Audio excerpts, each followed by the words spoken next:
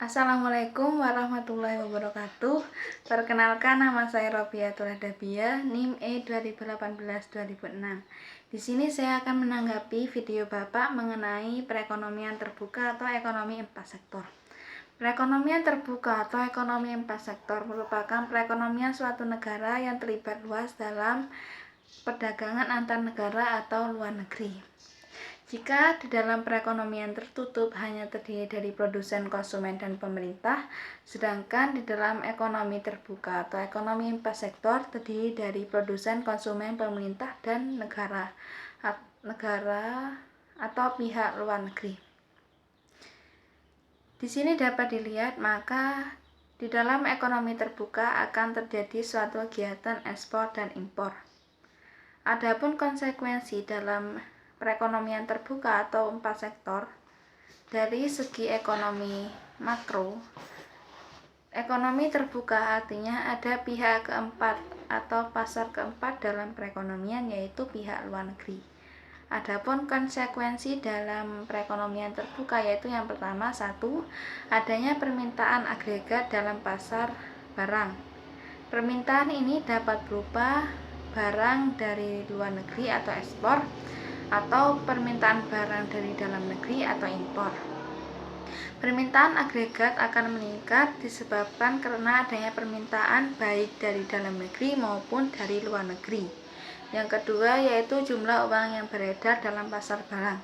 Ketika terjadi transaksi atau jual beli yang bersifat terbuka, maka akan meningkatnya uang yang beredar.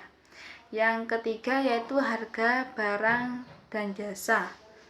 Ketika terjadi permintaan akan barang dan jasa meningkat, maka harga dari barang dan jasa akan naik. Yang selanjutnya, perekonomian terbuka impor merupakan suatu pembelian dan pemasukan barang dari luar negeri untuk keperluan dan dipasarkan di dalam negeri. Adapun manfaat dari kegiatan impor yaitu yang pertama, satu, akan memperoleh barang atau jasa yang tidak dapat dihasilkan sendiri di suatu negara. Yang kedua, akan memperoleh tenaga kerja modern. Yang ketiga, akan memperoleh bahan baku. Yang selanjutnya yaitu perekonomian terbuka ekspor, merupakan barang atau jasa yang dihasilkan di dalam negeri selanjutnya akan diperjualbelikan atau dipasarkan di luar negeri. Adapun manfaat dari kegiatan ekspor yaitu yang pertama, satu, akan memperluas pasar, yang kedua akan menambah devisa negara, yang ketiga akan memperluas lapangan pekerjaan. Adapun faktor-faktor penentu kegiatan ekspor dan impor merupakan satu, yaitu permintaan akan barang dan jasa, yang kedua mutu atau kualitas barang, yang ketiga teknologi, yang keempat barang spesial. Selanjutnya, keseimbangan dalam perekonomian terbuka akan dicapai meliputi satu, permintaan dan penawaran agregat dalam perekonomian, meliputi barang atau jasa yang dapat diperjualbelikan di dalam negeri, meliputi satu, yang diproduksi atau yang dihasilkan di dalam negeri,